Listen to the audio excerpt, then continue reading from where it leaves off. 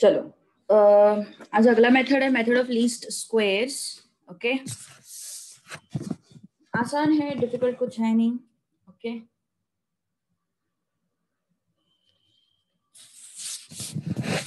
कैसे करना है देखो।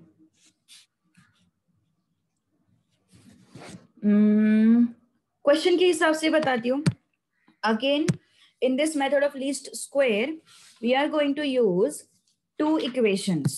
Okay, in this method of least square नहीं कार्तिक, नया लेसन शुरू नहीं हुआ, लेकिन लास्ट लेक्चर देखा कि तूने यूट्यूब पे चैनल पे वीडियो अपलोड किया था मैंने,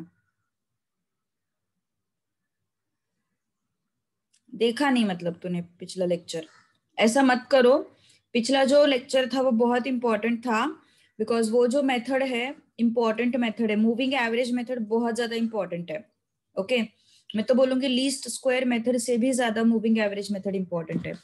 तो पिछला जो लेक्चर था वो जिस किसी का भी मिस हुआ है, don't do this. Okay, don't do this, go through the lecture. It is very important method which we had seen in the last class. Okay, so चलो अब आगे बढ़ते हैं थोड़ा सा। ठीक है, 1 2 3 4 5 6 7 8 9 10 11। ओके, चलो अभी क्या करना है हम लोगों को, दो इक्वेशंस यूज करने हैं बस। उसको अपन बोलते हैं नॉर्मल इक्वेशंस। उसको अपन क्या बोलते हैं, normal equation. Method of least squares जो है वो एक्चुअली ज्यादा यूज होती है as compare to moving average and free hand curve. But problem क्या है ना, method of least square on paper बहुत डिफिकल्ट है। मेथड ऑफ लीस्ट स्क्वायर जो है वो ऑन पेपर बहुत डिफिकल्ट है, but it is most accurate method. Okay, it is what, most accurate method. Because least squares में होता क्या है, अपन एरर मिनिमाइज करते जाते हैं। What we do, we minimize the error. Okay, so अपन एरर मिनिमाइज करते जाते हैं मेथड ऑफ लीस्ट स्क्वायर्स में। ठीक है, सो it is actually very important and accurate method, but यहाँ पे जो कैलकुलेशन है वो थोड़ा सा कॉम्प्लिकेटेड होगा। ठीक है, सो ज्यादा डेप्थ में मत जाओ। I am just going to put two equations in front of you, those two equations you are going to solve, that's all. ठीक है, और कुछ नहीं करना है तुम लोगों को। ठीक है, इसके अलावा और कुछ नहीं करना है। ठीक है, चलो क्या है वो दो मेथड्स देख लो, दो इक्वेशंस। ज्यादा दिमाग मत लगाओ, कोई जरूरत नहीं है ज्यादा दिमाग लगाने की, क्योंकि ये जो सारी चीजें अपन देख रहे हैं अभी उसके वो सभी के लिए सॉफ्टवेयर डेवलप हुए हैं अभी। ठीक है, तो ऑन पेपर कोई कैलकुलेशन करता नहीं है इन सब का। So yes, summation X T is equal to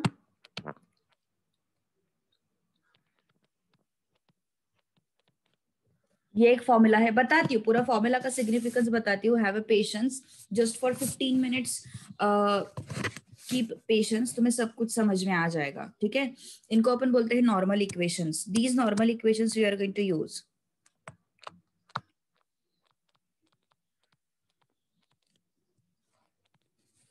These normal equations we are going to use.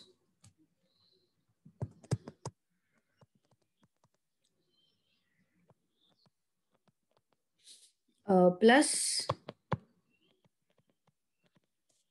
summation t square. Okay, इसको अपन थोड़ा सा चेंज करने वाले हैं, u लेने वाले हैं t के जगह पे।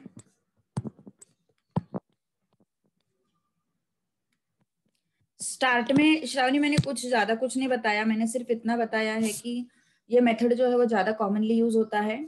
इस मेथड को ये मेथड सबसे ज्यादा एक्यूरेट है, बिकॉज यहाँ पे error minimization technique carry out होता है।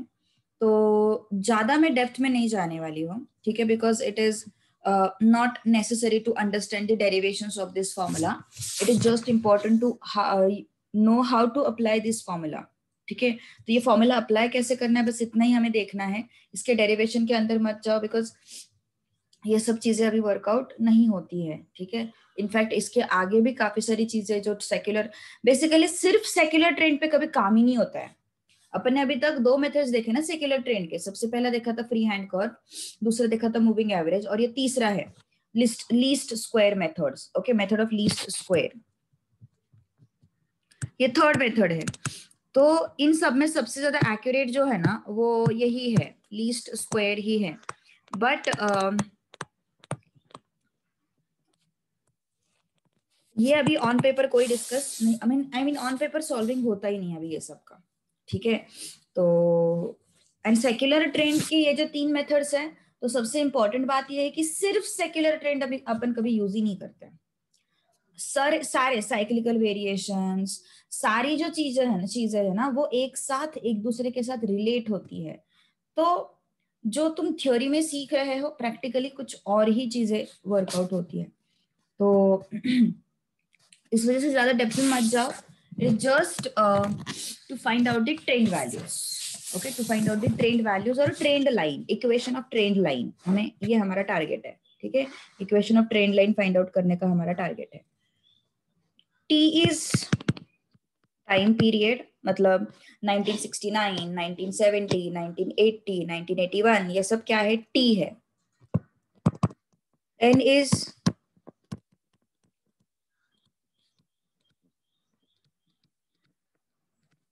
number of time periods.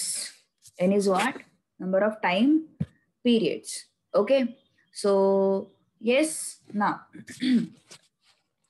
next is हमें U लेना पड़ता है। XT is what? XT is what? XT is your अपन ने देखा था ना यहाँ पे 1969 एंड यहाँ पे उसके कुछ वैल्यूज थे, कुछ तो प्रोडक्शन था, किसी का प्रॉफिट था। तो ये जो वैल्यूज है ना ये XT वैल्यूज होते हैं। ओके, ये क्या हो गया T, ये जो है ये जो वैल्यूज रहते थे वो XT वैल्यूज रहते थे, ये जो होता था वो T होता था, ठीक है। ओके, अब U क्या है, what is U?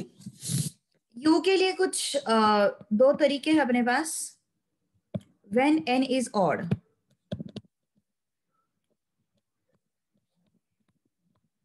when N is odd, U is equal to T minus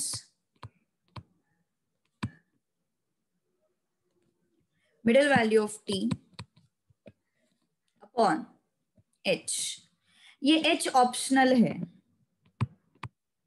तुम्हें H से डिवाइड करना है करो, नहीं करना है मत करो, ये H जो है वो ऑप्शनल है। इफ यू रिमेम्बर हम लोगों ने शिफ्टिंग एंड स्केलिंग यूज किया था रिग्रेशन में। शिफ्टिंग एंड स्केलिंग के टाइम पे अपन कुछ नंबर उससे सब्ट्रैक्ट करते थे और कुछ नंबर से उसको डिवाइड करते थे। तो यहाँ पे सेम सिचुएशन है, we are using shifting and scaling both to minimize the data values, to minimize data values. Okay, next, when N is even,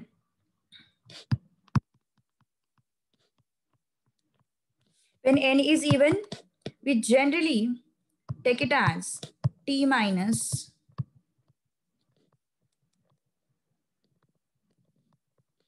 middle value of T upon H by 2। तो ये H again optional है, this H is optional, generally we take it as 1। थोड़ा नहीं समझ में आएगा, question के हिसाब से थोड़ा अच्छे से समझ में आ जाएगा, ठीक है, थोड़ा पेशेंस रखो। We take it as 1। So again this is optional, so for H is equal to 1 my formula will be what, T minus middle value of T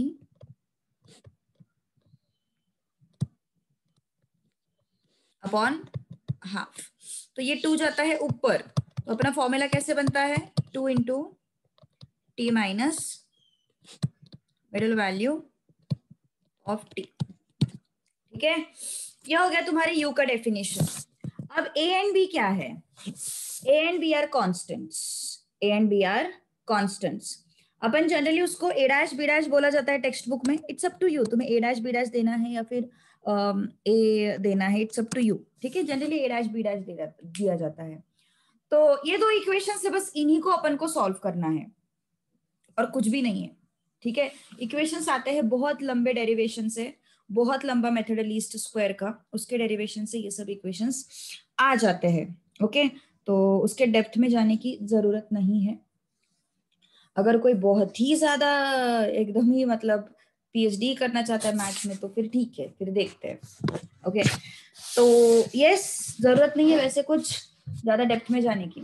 okay, then after this will come for 4 marks अगर आया तो।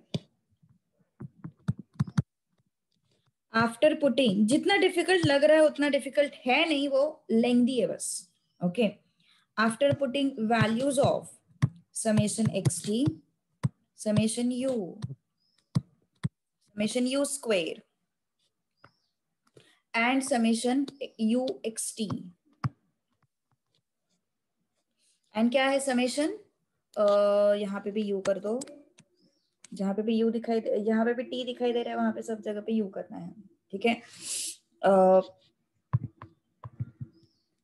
r by after putting the values we get a dash and b dash, hence trend line, थोड़ा सा patience रखो, is given by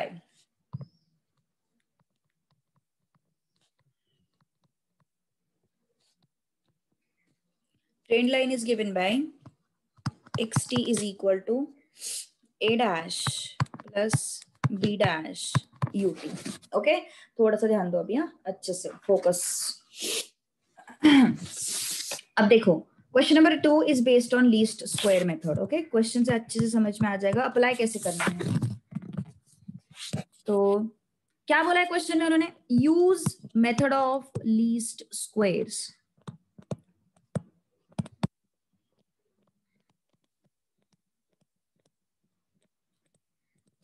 use method of least squares to fit a trend line.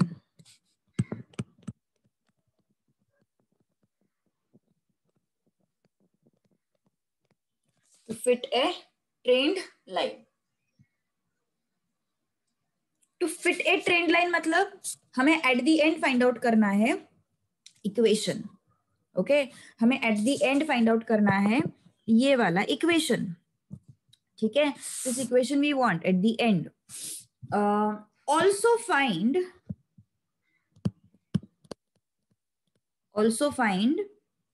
trend value for 1975। अब least square method का advantage क्या है, हमें trend value जो है वो बहुत एक्यूरेट मिलता है। अभी तक के इक्वेशंस में हमें ट्रेंड वैल्यू इतना एक्यूरेट नहीं मिलता था। मूविंग एवरेज में तो यार बहुत, मतलब मूविंग एवरेज में थोड़ा बहुत एक्यूरेसी ठीक ठाक था, लेकिन फ्री हैंड कर्व में तो एक्यूरेसी बिल्कुल नहीं था। हम खुद कंफ्यूज थे ट्रेंड लाइन कैसे ड्रॉ करनी है ना, वी वर कंफ्यूज्ड, हर एक का ट्रेंड लाइन अलग अलग आता था।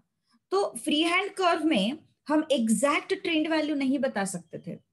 मूविंग एवरेज में थोड़ा बहुत अपना प्रॉब्लम सॉर्ट आउट हुआ था, लीस्ट स्क्वायर में हमें एक्यूरेट वैल्यू मिलता है। Okay, as per your historical data. तो ध्यान दो जरा, अभी करना कैसे है, पहले डेटा लिख लेते हैं अपन। ईयर है अपने पास, ईयर को लेंगे टी। ओके, ईयर को लेंगे टी। उसके बाद है अपने पास प्रोडक्शन, प्रोडक्शन को लेंगे XT and it's going to be 1000 tons. ठीक है, सो ये डेटा क्या क्या है अपने पास, 1962, 1963, 1964,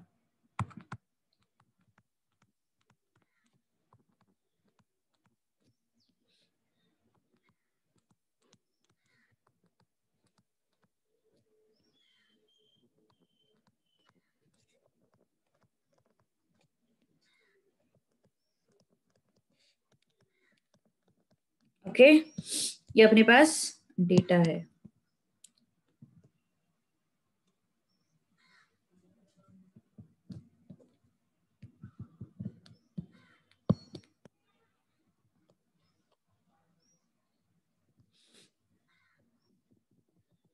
ओके, ये प्रोडक्शन कितना है 0 0 1 1 4 2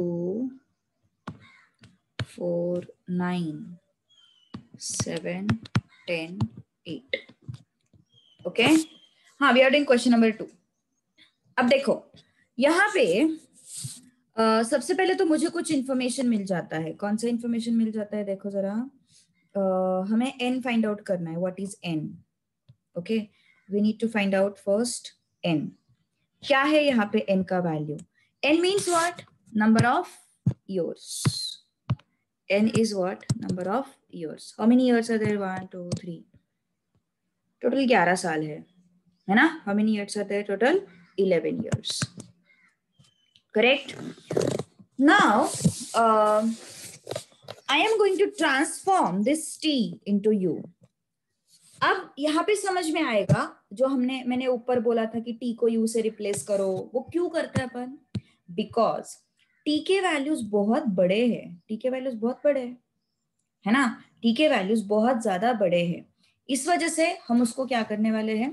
u में कन्वर्ट करने वाले हैं। ओके तो u में कैसे कन्वर्ट करेंगे? u is equal to t minus n। क्या है? What is n? Odd number. तो अगर n ऑड है तो अपन क्या करते हैं? t minus middle value of t upon h। Okay, t minus middle value of t। तो मिडिल वैल्यू ऑफ t कौन सा है यहाँ पे? देखो यहाँ पे 1 2 3 4 5 2 3 4। एक मिनट,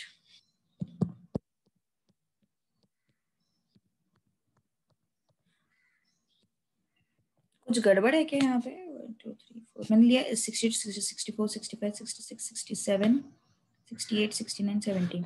1 2 3 4 5 1 2 3 4 5। हाँ, क्या आता है मिडल में? 67 आता है।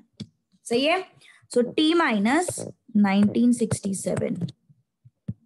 डिवीजन में h लेना है तो ले लो, नहीं लेना है मत लो। मेरे हिसाब से तो मत लो, कॉम्प्लिकेशंस हो जाते हैं। डिवीजन में h लेना है तो h का कोई तो भी वैल्यू तुम्हें लेना पड़ेगा 2 3 4, जिसकी वजह से वो डेसिमल में आ जाएगा। तो हमें इतना कॉम्प्लिकेट नहीं करना है। मैंने वही बोला था। क्या बोला था? h को जनरली अपन 1 लेते हैं, h जनरली अपन नहीं लेते। ठीक है। सो u is what? t minus 1967। सो 1960 क्यों किया हमने t को u में कन्वर्ट? बिकॉज t के वैल्यूज बहुत बड़े थे। t के वैल्यूज जो थे वो बहुत बड़े थे, इस वजह से हमें t को u में कन्वर्ट करना पड़ा। ठीक है। तो 1962 minus 1967, 1963 minus 1967, 1964 minus 1967, 1965 minus 1967, 1966 minus 1967, 1967 minus 19। ये आया 1, ये आया 2, ये आया 3, ये आया 4, ये आया 5। Okay, next.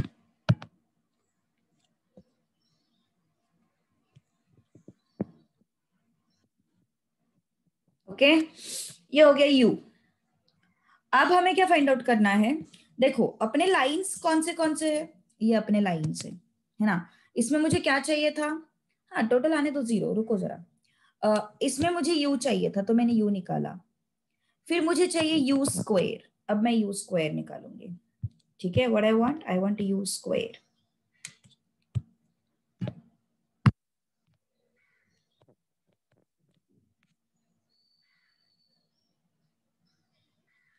No no no, question में नहीं दिया है। h तुम्हें अपने हिसाब से लेना है। बेसिकली ये करते क्यों है अपन? ये डिवाइड बाय एच, ये माइनस 1967, ये क्यों करते हैं अपन? बिकॉज ये बहुत बड़ा डेटा है, उसको मुझे छोटा करना है। इस वजह से अपन ये माइनस 1967 डिवाइडेड बाय एच ये सब कर रहे हैं। क्वेश्चन में नहीं दिया है ऐसा कुछ, ये हम अपनी कन्वीनियंस के लिए कर रहे हैं। तो मुझे अगर यहाँ पे डिवाइड एच लेना, सपोज मैंने 2 लिया, सपोज मैंने बोला तुम्हारे हिसाब से लेना है, convenient number you can take. Question में नहीं दिया रहता। तो अगर मुझे डिवाइड बाय 2 करना है तो ये 2.5 आता, ये 2 आता, ये 1.5 आता, ये 1 आता, ये माइनस 1.5। तो ये सब वैल्यूज और कॉम्प्लिकेट हो जाएंगे अगर मैं डिवाइड बाय 2 करूंगी तो इस वजह से मुझे डिवाइडेड बाय 2 नहीं करना है। ठीक है, इस वजह से हमें डिवाइडेड बाय 2 नहीं करना है। ठीक है, u स्क्वायर कितना आया? 25 16 9 4 1 0 1 4 9 16 एंड 25। ओके, तो इसका भी काम हो गया, यू स्क्वायर भी मिल गया, यू भी मिल गया। अब मुझे चाहिए यू एक्स टी। क्या चाहिए अपन को? u into x T. Okay,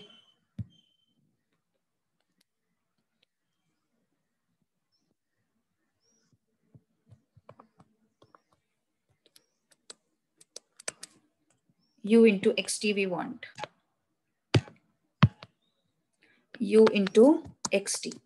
0 into -5 0, 0 into -4 0, 1 into -3 -3, 1 into -2 -2, 4 into -1 -4। This is 0 4 11 sorry 18 21 40 40। Okay, तो अभी इसका हमें करना है एडिशन। ओके, सबका हमें करना है एडिशन। समेशन एक्स टी कितना आता है? 2 6 8 12 21 28 38 एंड 46। समेशन यू 0 ही आएगा।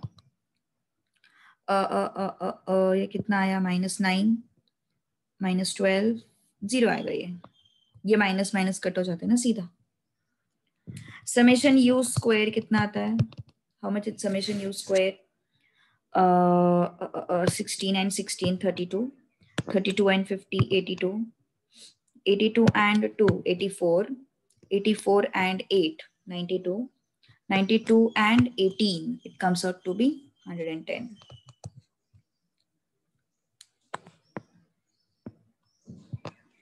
Okay, summation U x T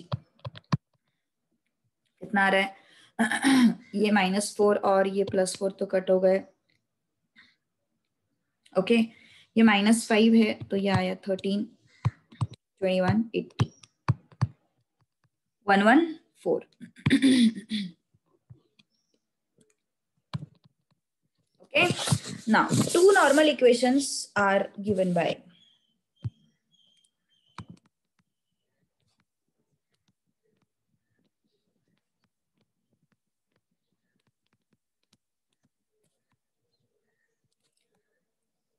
are कौन से इक्वेशंस है? Summation X T is equal to n into A dash plus B dash into summation U. Summation U x T is equal to A dash summation U plus B dash summation you square.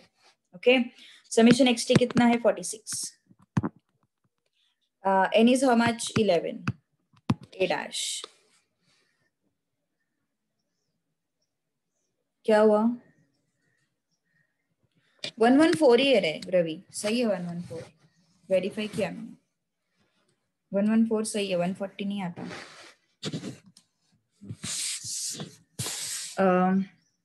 B dash summation you square कितना है? 110। Okay, तो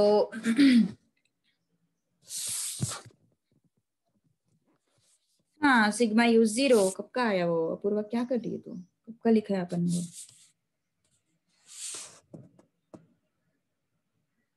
sorry, अच्छा यहाँ पे बोल रही क्या substitution में? हाँ सॉरी, ये सब्स्टिट्यूट कर रहे हैं ना अपन।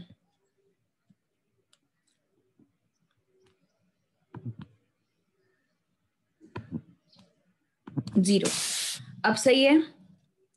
तो एंड दूसरा इक्वेशन क्यों, क्या हुआ? अब तो सही है सब कुछ। हाँ, तो n is 11 ना, n is 11 ना अपूर्वा, किधर ध्यान? n is 11 ना। हाँ, तो सही है फिर। समेशन एक्स टी इज 46 है ना। Summation equation is summation X T is 46, तो ये हो गया 1।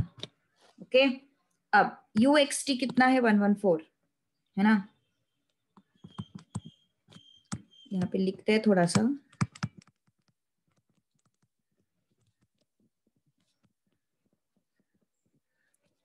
Substituting the values, summation xt is equal to 46, summation u is equal to 0, u square is equal to 110,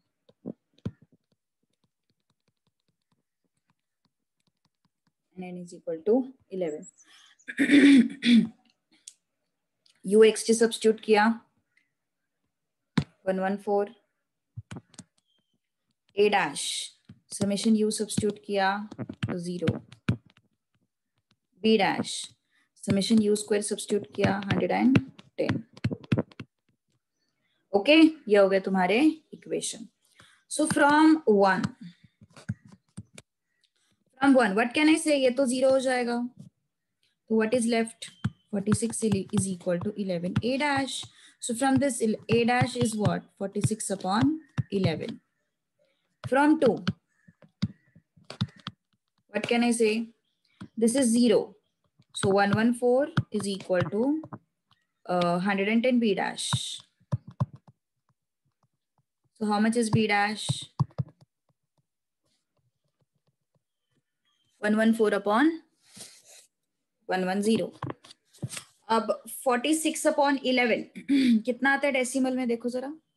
46 upon 11 decimal में कितना आता है, यूज कैलकुलेटर, टाइम बचेगा. 4.1818. So I will make it as 4.18. 4.1818 ही आ रहा है ना, 18. हाँ, तो 182 कर देते, 3 डेसिमल लेते तो थोड़ा एक्यूरेट हो जाता है ना. Next 114 upon 110, 1.036.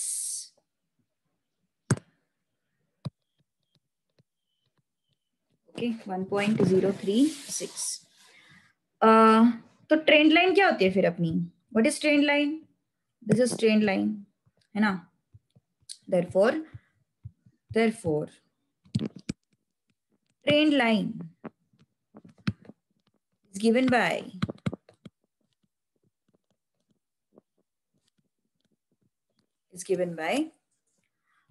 xt equal to a dash plus b dash ut.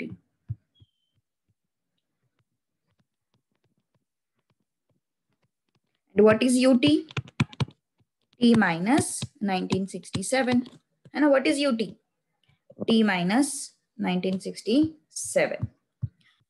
तो अब क्वेश्चन का अगला पार्ट, क्वेश्चन में क्या पूछा है उन्होंने, trend value for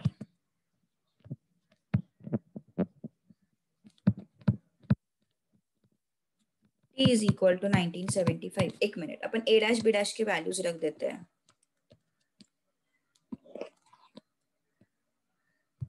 a dash b dash के वैल्यूज रख देते हैं. x is equal to a dash कितना है अपना 4.182 प्लस b डैश कितना है 1.036 ut.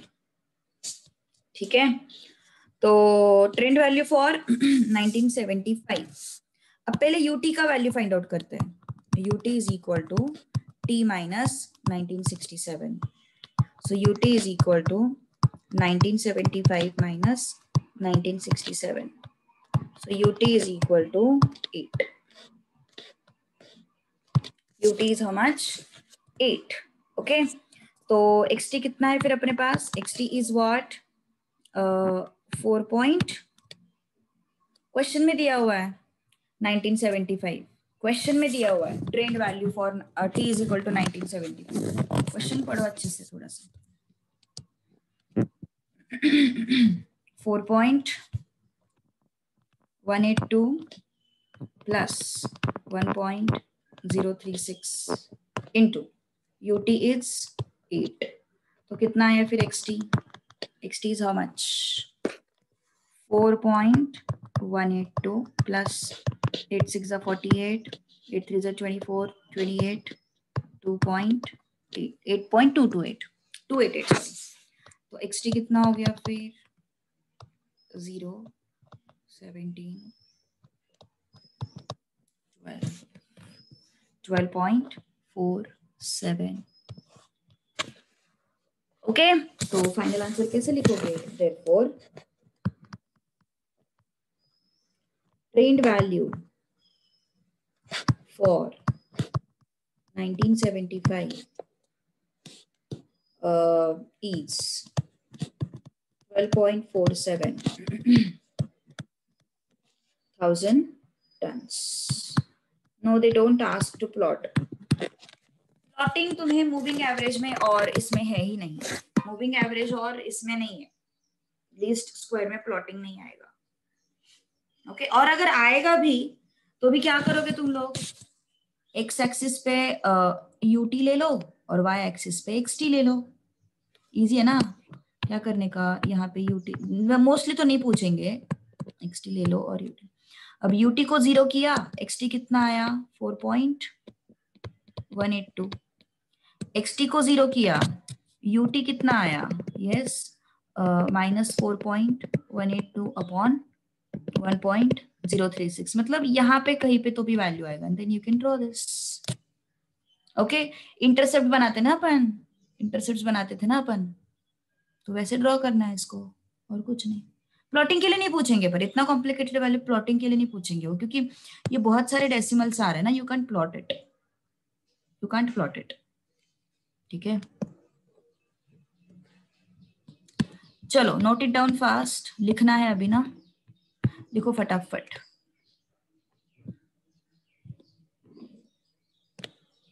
This formula you're talking about, T minus 967, 1967. Are you talking about this formula?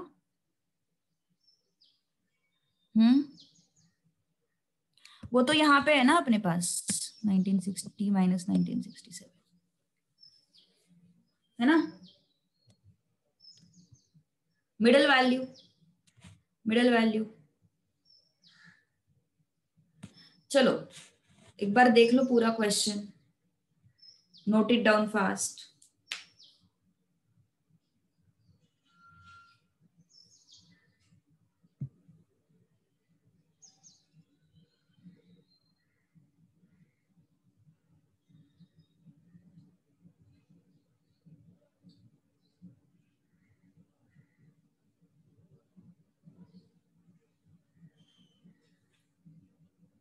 हाँ, वो इवन नंबर का देखते हैं कार्तिक, बताऊंगी मैं इवन नंबर के क्वेश्चन में, ठीक है?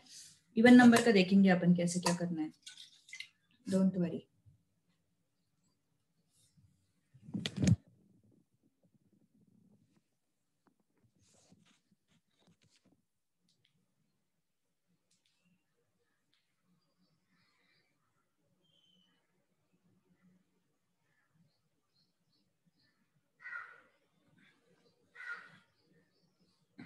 चलो इतना गो थ्रू करो एक बार।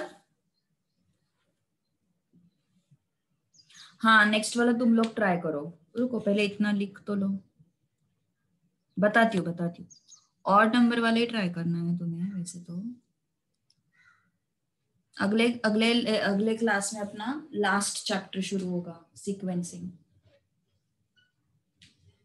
कैसा है M2? How is M2? मैंने बोला था ना 1 महीने में हो जाता।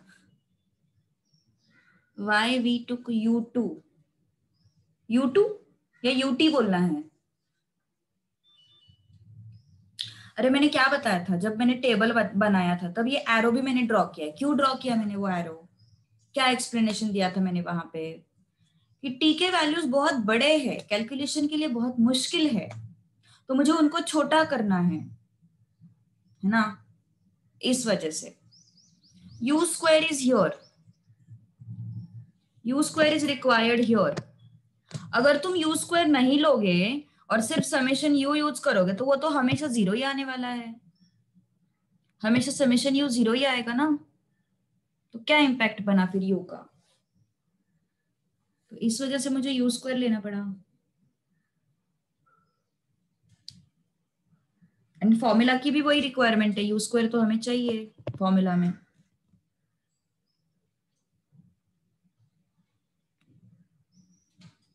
चलो देखो, और कुछ डाउट्स हो तो बोलो।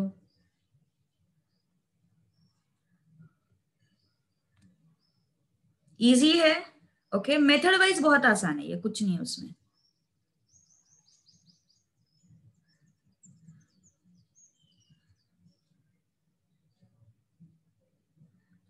लास्ट का देखो, यहाँ पे हमने क्या किया है, ये सारे वैल्यूज जब हमने कैलकुलेट किए तो हमारे पास ये दो नॉर्मल इक्वेशंस आ गए। तो ये नॉर्मल इक्वेशंस में मैंने ये सारे वैल्यूज रख दिए। तो ये नॉर्मल इक्वेशंस में मैंने वैल्यूज रखने के बाद मुझे पता चला कि ये जो है, यहां से मुझे मिल रहा है ए डैश इतना, यहां से मुझे मिल रहा है बी डैश इतना। ओके, फिर मैंने क्या किया, X T is equal to A dash plus B dash U T, है ना। ए डैश का वैल्यू रख दिया, बी डैश का वैल्यू रख दिया, and U T as it is. U T is what, T minus 1967। Okay, T minus 1967। तो trend value for T is equal to 1975। मुझे क्या करना है, t इक्वल टू 1975 पे मुझे एक्स टी का वैल्यू फाइंड आउट करना है। क्या करना है मुझे, t इज इक्वल टू 1975 पे मुझे एक्स टी का वैल्यू फाइंड आउट करना है, मतलब प्रोडक्शन फाइंड आउट करना है। तो मैंने क्या किया, मेरे इक्वेशन में t है ही नहीं। t है कि मेरे इक्वेशन में नहीं, ut है। ut कैसे मिलता है मुझे, t माइनस 1967 से मिलता है। तो मैंने ut फाइंड आउट किया, t माइनस 1967। t क्या था, 1975 था। तो 1975 माइनस 1967, तो मुझे ut मिल गया। ठीक है, तो ut मिलने के बाद ut का वैल्यू मैंने यहाँ पे रख दिया। Okay, here I put the value of ut, it's 4.182, it's 1.036 into 8, तो ये मिल गया मुझे 12.47। ओके, ऑलराइट, ठीक है ना।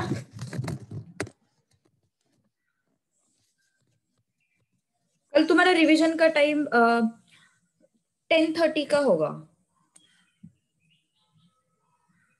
क्वेश्चन पढ़ो, ये दिया हुआ है क्वेश्चन में, क्वेश्चन पढ़ो, क्वेश्चन में दिया हुआ है ये t इज इक्वल टू 1975 पे ट्रेंड वैल्यू फाइंड आउट करो।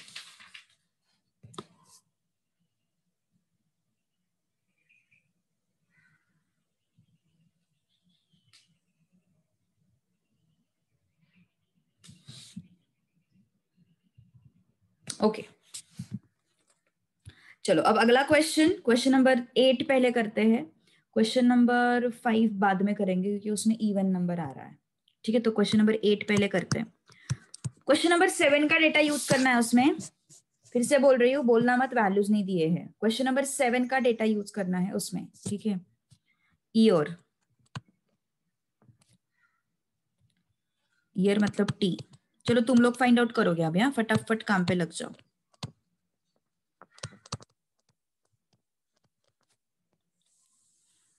नाइनटीन 1977,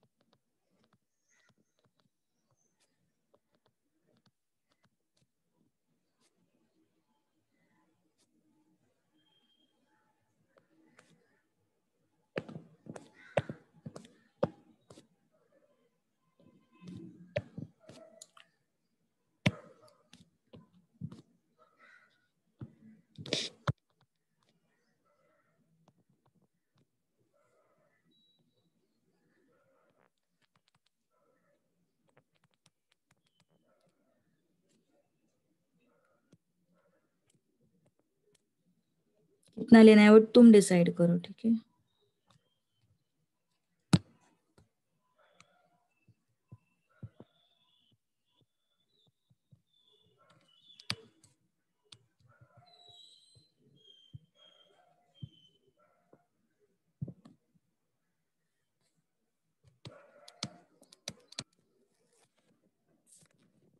चलो जैसे ही समेशन यू तो जीरो ही आने वाला है। जैसे ही summation you square and u x t के वैल्यूज आ जाता है, मुझे बताओ।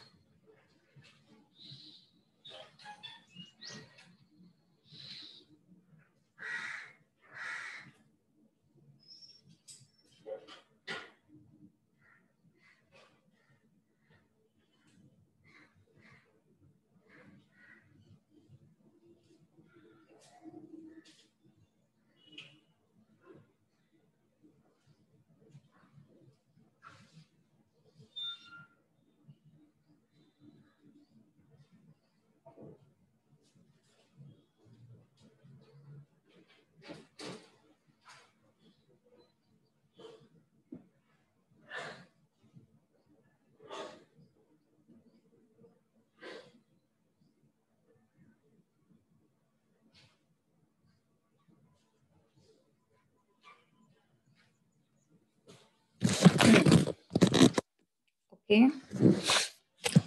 u is equal to what, t minus, middle में कौन आ रहा है, 1981 आ रहा है ना मिडिल में, 1 2 3 4 5, 1 2 3 4 5, 1981 आ रहा है मिडिल में। तो u के वैल्यूज क्या क्या आए फिर, सेम वैल्यूज, -5 -5 -4 -3 -2 -1 0 1 2 3 4 एंड 5। ठीक है, u स्क्वायर 25 16 9 4 1 0 1 4 9 16 एंड 25।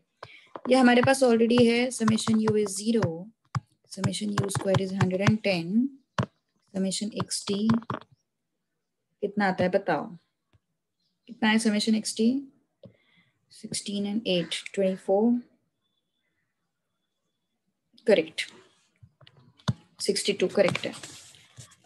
uxt कितना आता है, इन दोनों का मल्टीप्लीकेशन, -5 -16 -12 -4 -6 0 5 18 12 40 50। समेशन uxt कितना है बोलो, समेशन uxt कितना आ रहा है बोलो जल्दी, 87 आ रहा है। कार्तिक कैलकुलेटर यूज मत करो, 87 आना चाहिए, 87 माइनस, अच्छा माइनस, ये 0 आना चाहिए, हाँ सॉरी ये 0 आना चाहिए।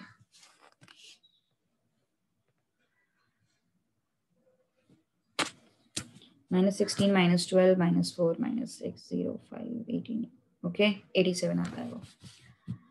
ओके, तो yes, normal equations are,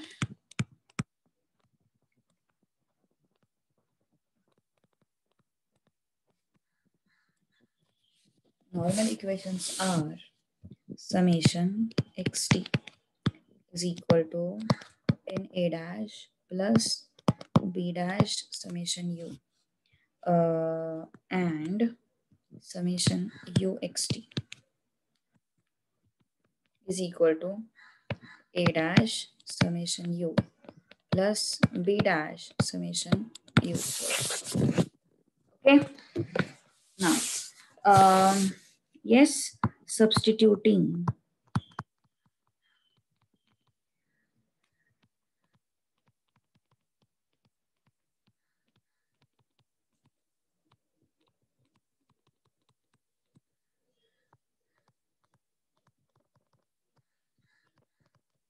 okay तो चलो सब्स्टिट्यूट करो, समेशन xt कितना है 62, n is 11, a dash plus b dash into 0 and uxt कितना है 87, a dash into 0 b dash 110, this is first second है ना, therefore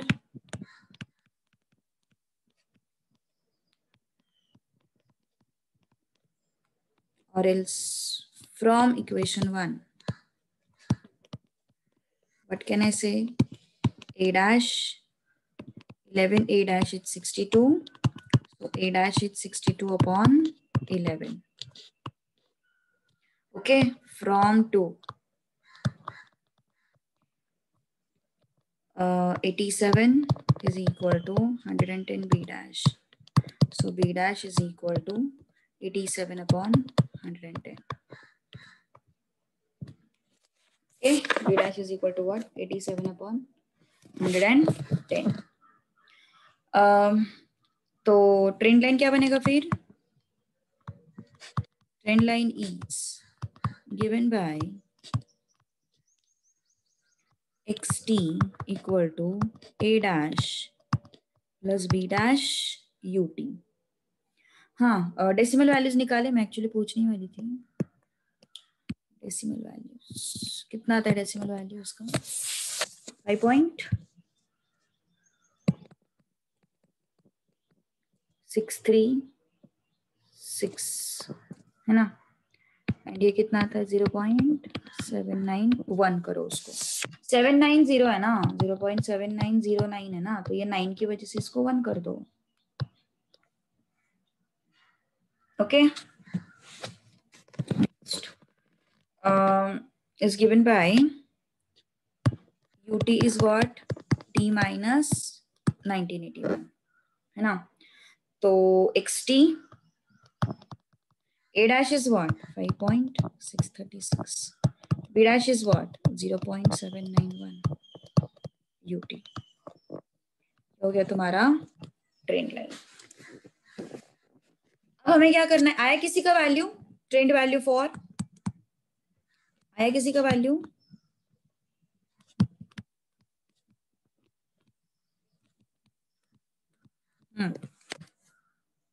Anyone got the value 90 के लिए?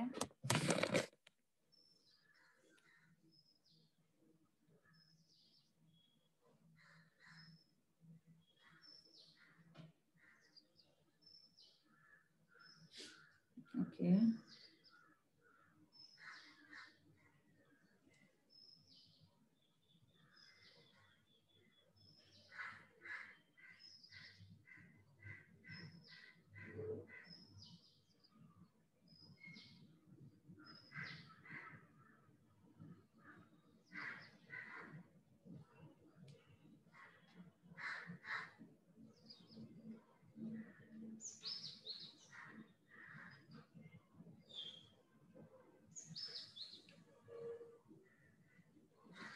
सेवन फाइव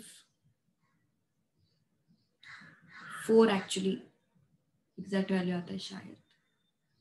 755 भी चलेगा, कोई प्रॉब्लम नहीं है. 746 वाले एक बार चेक करो.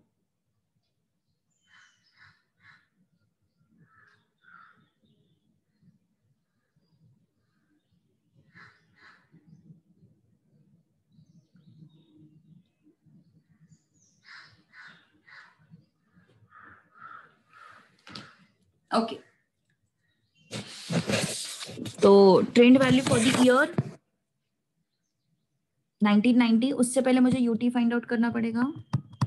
UT is what? T minus 1981. UT is what? 1990. So UT is what? 9. Okay. UT is what? 9. अब यहाँ पे सब्स्टिट्यूट करो.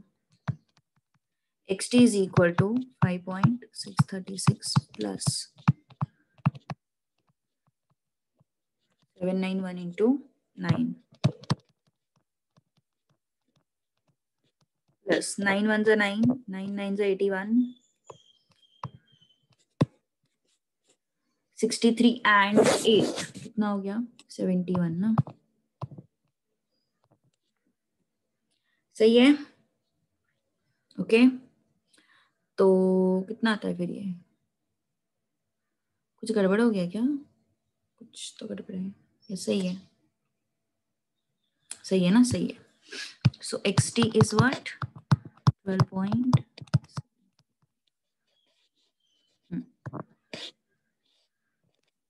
ओके. तो कैसे लिखोगे फिर? Trend value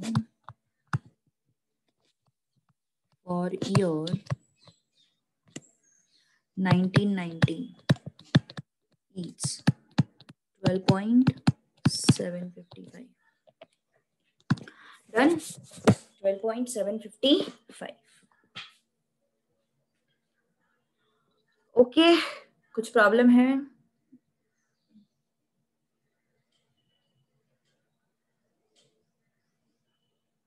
done.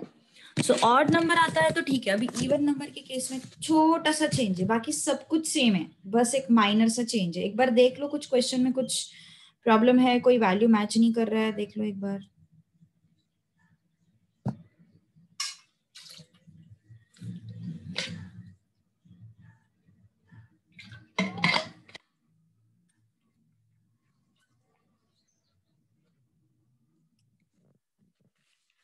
इसलिए इन्हें सॉल्व करना स्टार्ट करो. ठीक है ना? अलग कुछ नहीं है उसमें, इजी है.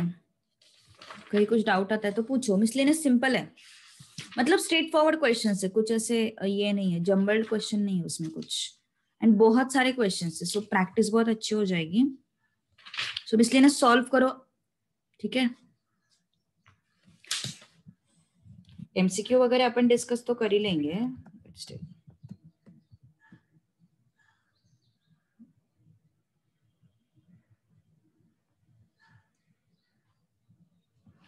इसमें 3 इक्वेशंस होंगे, देखो सी, ये 2 इक्वेशंस अपन क्यों यूज कर रहे हैं, to get the values of A dash and B dash, है ना। फिर A dash and B dash के वैल्यूज मिलने के बाद उनको मैंने इसमें सब्स्टिट्यूट किया और फिर ट्रेंड लाइन ऑब्टेन किया। तो मतलब तुम्हें याद 3 इक्वेशंस रखने हैं, ओके। लेकिन सॉल्व साइमल्टेनियसली दोनों को करना है, एंड वो दोनों से जो भी वैल्यूज मिले हैं उसको अपन थर्ड में सब्स्टिट्यूट करते हैं, ऐसा, ओके। चलो अब इवन की तरफ चलते हैं। इवन में क्या है, ओके, इवन ईयर्स होते हैं तो क्या होता है, क्वेश्चन नंबर 5। मिसलिनियस सॉल्व करो, स्ट्रेट फॉरवर्ड लेसन है, मैंने बोला था आसान है, ओके, बहुत आसान है। ईयर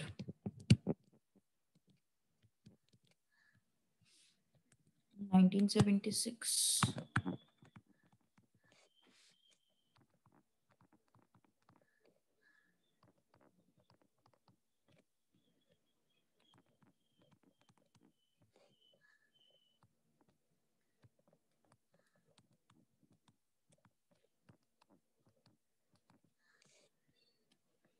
मैं 1.5 आवर का क्लास लेने वाली थी आज ओमकार,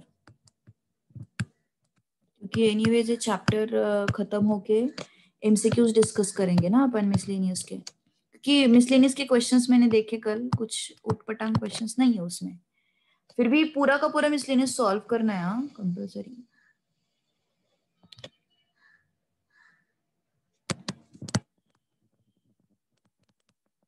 तुम्हें अगर लगता है कि मैंने ये क्वेश्चन क्लास में लेना चाहिए तो मुझे मैसेज करके रखो, अगले क्लास में मैं वो क्वेश्चन ले लूंगी।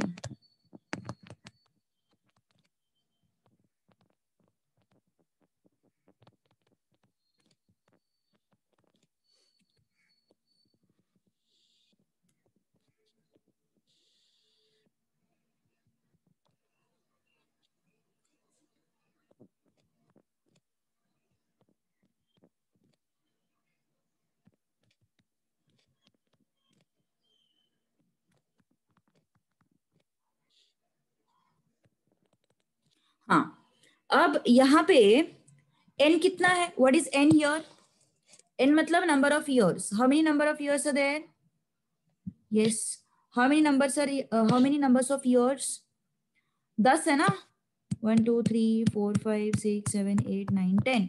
तो यहाँ पे n कितना है, इवन, मतलब 10।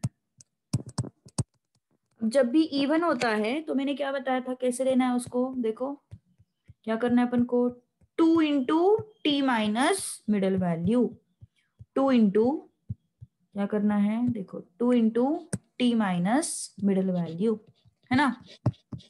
सो 2 into T minus middle value, तो कैसे करोगे फिर इसको सॉल्व, 2 इंटू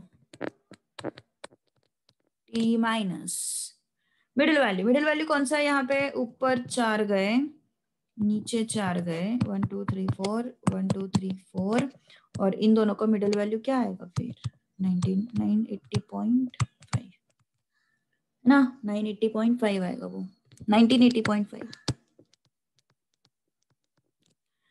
ओके। ये होगा उसका मिडल वैल्यू। तो यस, समझ में आया कैसे किया अपन ने ये, मिडिल वैल्यू को 2 से मल्टीप्लाई क्यों करना पड़ता है, देखो तुम्हें खुद समझ में आया होगा कि ये डेसिमल नंबर आ जाता है, डेसिमल नंबर की वजह से हमें इसको क्या करना पड़ता है, 2 से मल्टीप्लाई करना पड़ता है, ओके, 2 से क्या करना पड़ता है, मल्टीप्लाई करना पड़ता है। अब 1976 minus 1980.5, 1976 minus 1980.5 into 2, rough work में किया मैंने, कितना है ये, 2 इंटू 4.5, एक्चुअली माइनस, तो कितना है ये, -9, तो पहला आंसर कितना है, -9, ओके। 1977 माइनस 1980.5 कितना आता है ये, -3.5, -3.5 into 2, it comes out to be -7। चलो अगले वैल्यूज फटाफट बताओ मुझे। अगला वैल्यू बताओ कितना आता है, तुम लोग बताओगे अभी। समझ में तो आया मुझे, तुम्हें आ रहा है नहीं आ रहा है? कितना आ रहा है अगला वैल्यू? सब लोग आंसर करो। -7.5 कैसे? 1980 माइनस 1980.5, 1978 सॉरी, माइनस 1980.5 इंटू 2 आ रहा है ये 2 इंटू -2.5, मतलब कितना हो गया ये -5। Okay next 1979 minus 1980.5, so it's 2 into -1.5, so it comes out to be -3। 1980 को यहाँ पे रख दो, कितना आया? यहाँ पे रखा तो 1.5, तो -0.5 -1। 1981 minus 1980.5, so it's 1.5, it comes out to be 0.5, it comes out to be +1। 1 by 1 substitute करो। अब इसको 1982 को सब्स्टिट्यूट करो, यहाँ पे 1982 को सब्स्टिट्यूट किया, क्या आ जाएगा फिर? 3 आ जाएगा। कुछ गड़बड़ किया है क्या? नहीं ना, सही है ना सब कुछ? इसको सब्स्टिट्यूट करो, you will get it as 5। इसको सब्स्टिट्यूट करो, you will get it as 7। इसको सब्स्टिट्यूट करो, you will get it as 9।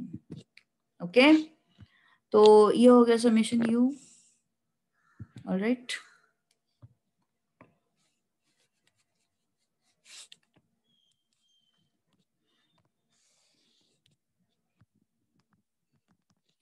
Zero ही आएगा। ओके यू स्क्वायर चाहिए हमें। चलो बाकी पूरा प्रोसेस सेम है, तुम लोग टाइम ले लो। चलो बताओ मुझे आंसर। बाकी पूरा प्रोसेस सेम, कुछ भी फर्क नहीं है, same, everything is same.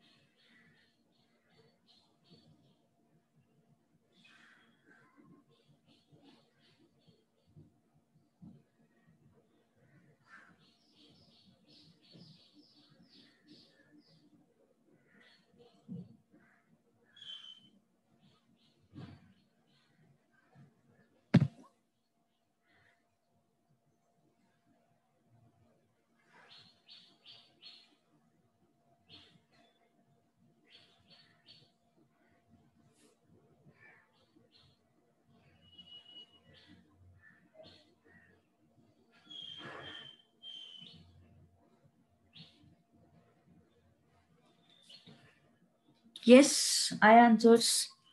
Summation XT कितना आया? 42। यू स्क्वायर 81 49 25 91 25 49 81 कितना आता है summation u square? Just verify your answers, it should be 330। यूएक्सटी कितना आता है? यूएक्सटी मतलब इनका मल्टीप्लीकेशन, 0 -14 -15 -9 4 15 30 and 90। तो समेशन यूएक्सटी कितना आया? 148 correct. So normal equations are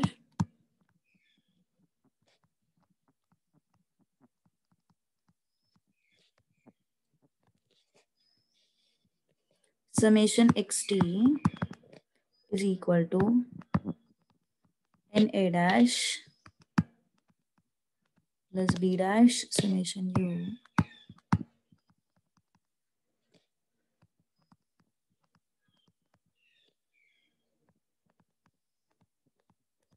okay, substituting what summation xt is equal to 42, summation u is equal to 0, summation u square is equal to 330, summation uxt is equal to 148 and n is equal to 10. हाँ, ये सब substitute करेंगे. Summation xt कितना है 42, n कितना है 10, a dash plus b dash summation u कितना है 0. This is what first one. uxt कितना है 148. a dash समेशन u कितना है 0. Summation u is 0. b dash summation u square कितना है 330. हाँ, so from 1 42 is equal to 10 a dash. So a dash is equal to 42 by 10. So a dash is equal to 4.2. From 2, 148 is equal to 330 b dash.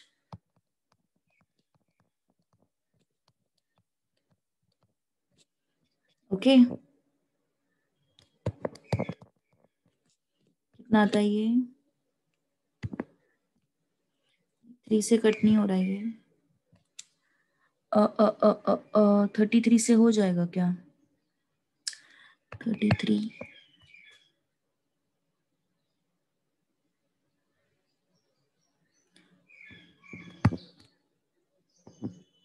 4 okay सही है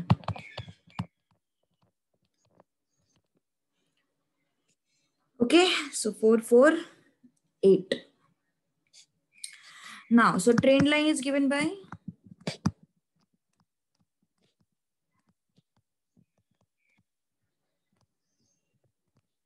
trend line is given by xt is equal to a dash plus b dash ut. Okay, so here ut is what t minus 1980.5 सही है ना 2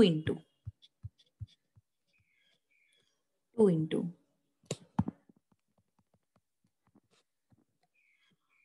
हाँ every time sigma you is 0 मैंने starting में बताया था every time sigma you is 0 everywhere you will get it at 0 because you are taking its equal deviations na so every time you will get it at 0. xt a dash is what 4.2 b dash is what 0.44 ut. Okay yes now trained value for the year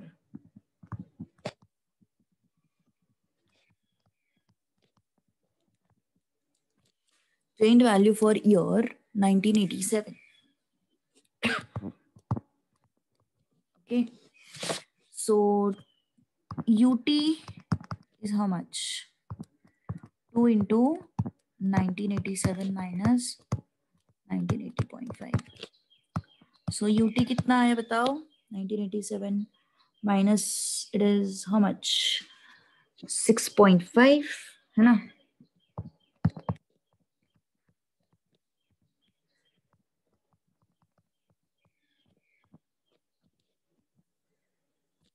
so ut is how much 100.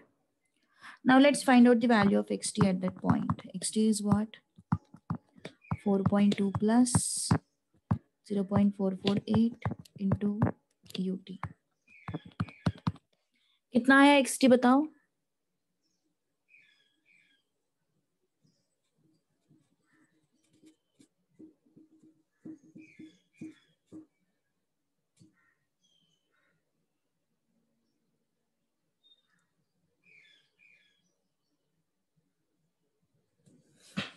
कितना आता है ये?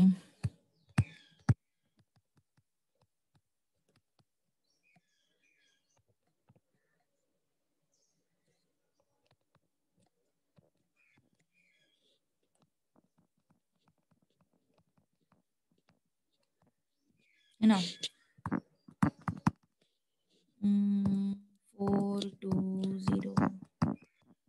420 10.04 okay 10.024. So trend value for 1987 is 10.024.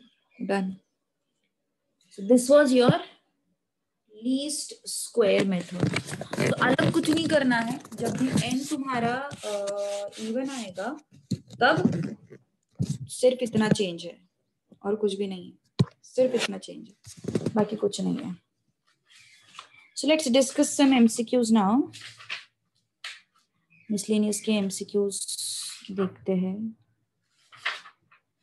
It is important, इसलिए solve करो, पक्के से practice हो जाएगा।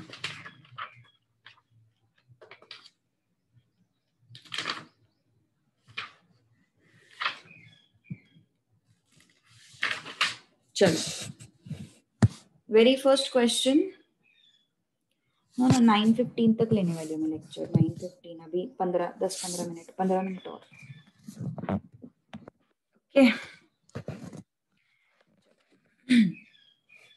Which of the following can't be component of time series? बोलो very first MCQ. Very first MCQ. Which of the following cannot be component of time series? First is seasonality, second is cyclical, third is trend, and next is mean. Obviously इसका answer क्या है? Mean. बाकी सब तो है।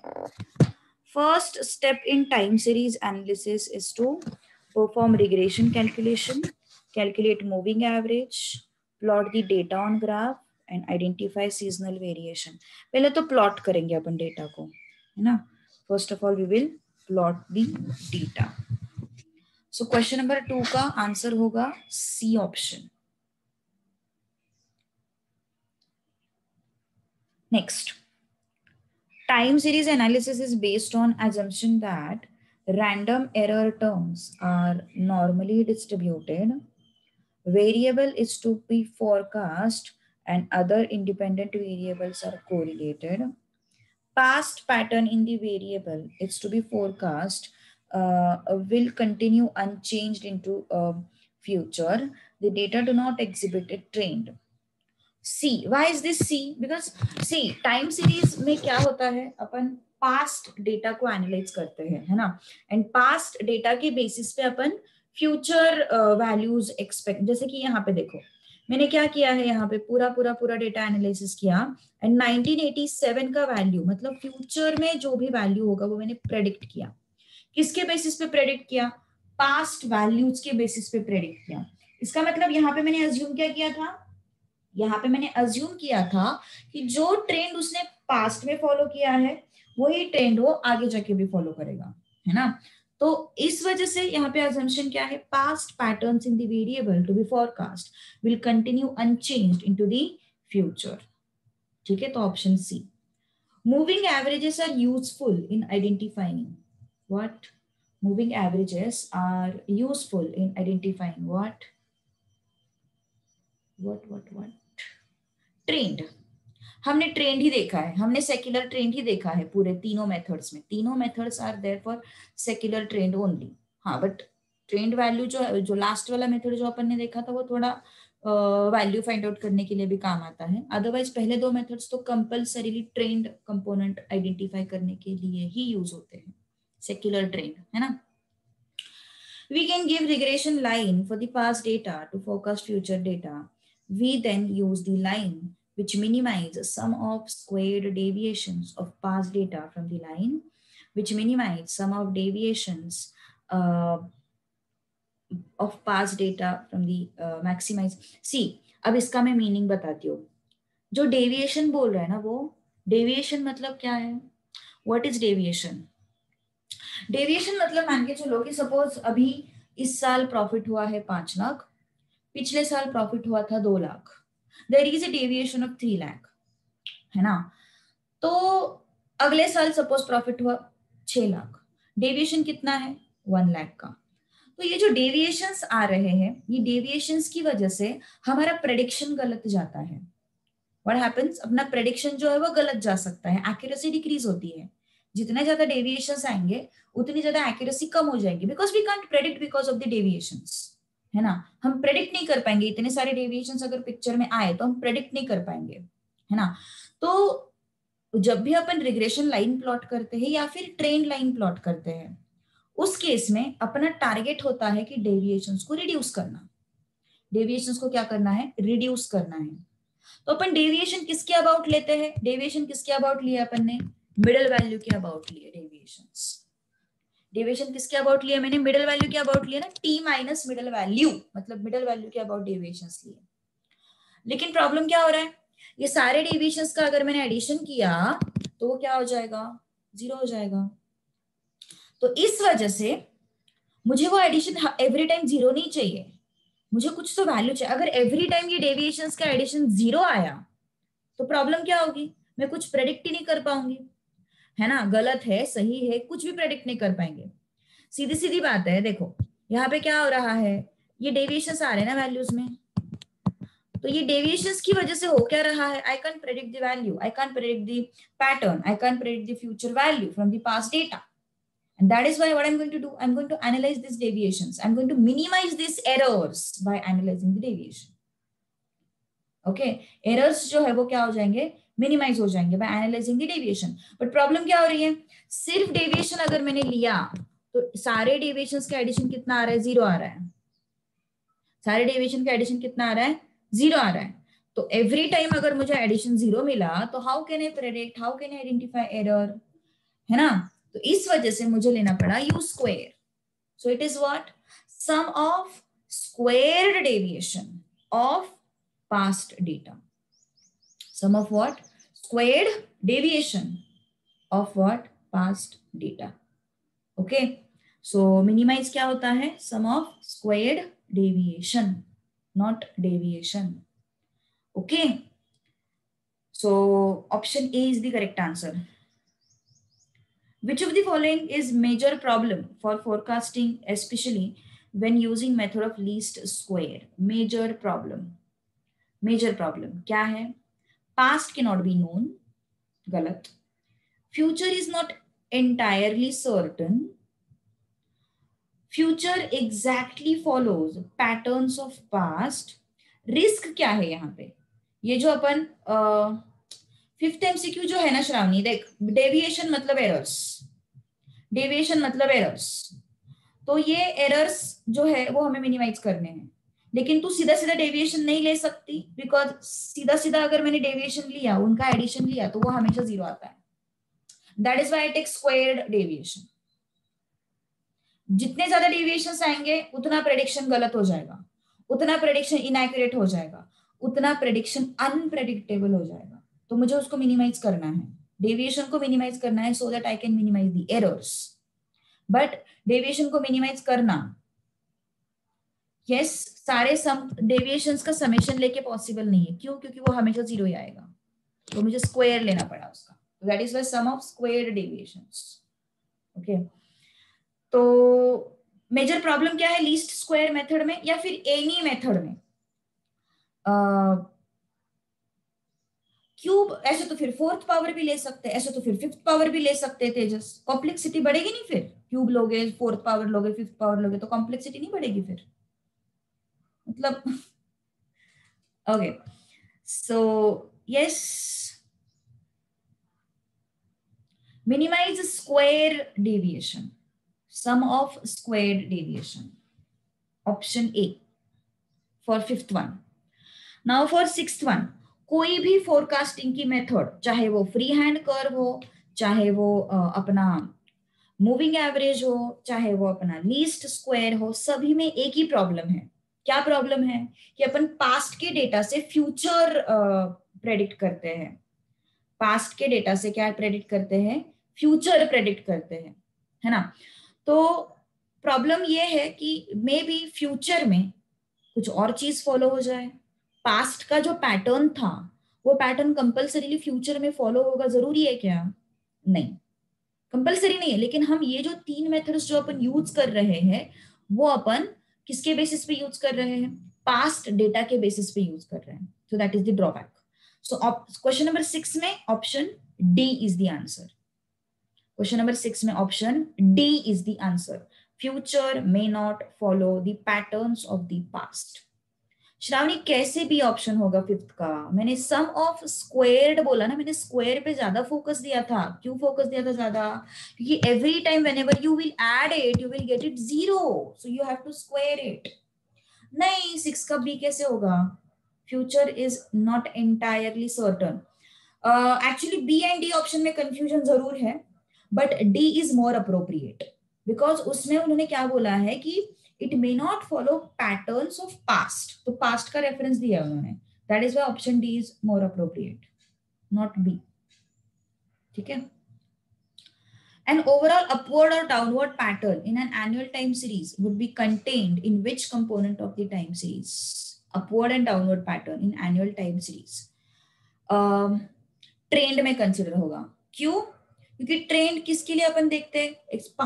5-6 साल के data के लिए अपन देखते हैं, तो उसमें अपवर्ड डाउनवर्ड सारे मूवमेंट्स कवर हो जाते हैं, है ना। लेकिन तुम सीजनल देखोगे तो उसमें इतना ज्यादा डेटा नहीं रहेगा अपने पास, है ना। तो इस वजह से it is trend. So 7th का ए। The following trend line was developed for the annual cells from 1984 to 1990 with 1994 as base or 0 year. The estimated sales for 1984 in rupees 1000. 1984 के लिए हमें क्या करना है? सेल्स देखने हैं। 1990 was the base with 1984 as the base. Sorry. अच्छा, सीधी सी बात है, देखो y is what? 500 plus 60x, और उन्होंने क्या बोला है? 1984 क्या है? बेस है। बेस मतलब क्या है? 0 ईयर, है ना, 0 ईयर। तो y क्या हो जाएगा? 50 plus 16 to 0। सो कितना आया फिर ये? 50। सो y is equal to what? 50। Any doubt? Y is equal to what? 50. Done? 500, sorry. 500. Okay? Any doubt in this? What is the disadvantage of graphical method of determining a trend line? What is disadvantage of graphical method? What is disadvantage of graphical method of determining the trend line? Provides quick approximation, it's subject to human error. Provides to accurate forecast, it is too difficult to calculate. Subject to human error हमने ही देखा है, हर एक का trend line अलग अलग आता था, है ना। तो क्वेश्चन नंबर 9 का ऑप्शन होगा B. Which component of time series refers to erratic time series movements that follow no recognizable or regular pattern? Which component of time series refers to erratic time series movements that follow no recognizable or regular pattern? It should be irregular. I guess उसका answer trend दिया है, but that is wrong. It should be irregular. Option D is the correct answer. ठीक है। Fill in the blanks and true or false अपन कल देखेंगे। And कल में नया चैप्टर भी, कल मतलब अगले क्लास में, कल का रिवीजन लेक्चर, सैटरडे का रिवीजन लेक्चर तुम्हारा होगा 10:30 को। ठीक है, इट वुड बी एट 10:30।